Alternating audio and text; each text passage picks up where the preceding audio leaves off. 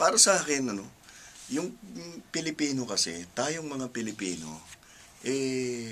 nakilala tayo sa buong mundo bilang mga maka-Diyos, mapagmahal na tao.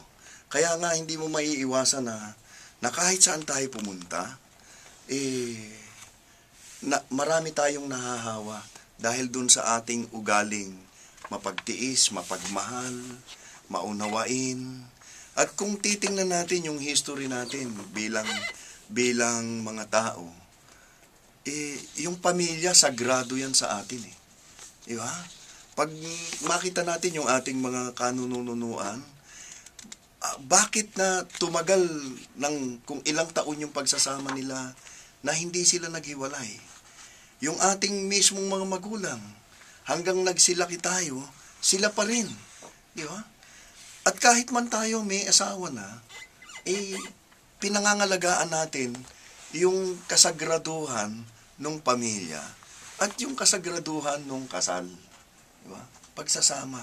At ang higit sa lahat ang nagbibigkis doon, tama yung sinasabi ni Jomar, yung pagmamahal sa isa't isa.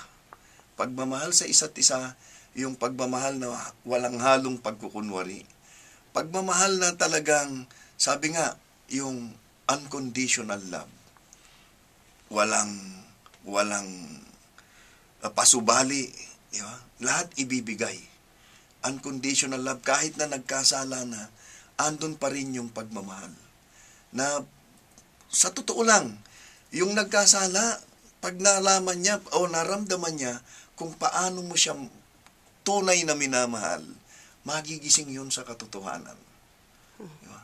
Okay. Maraming salamat po. Okay.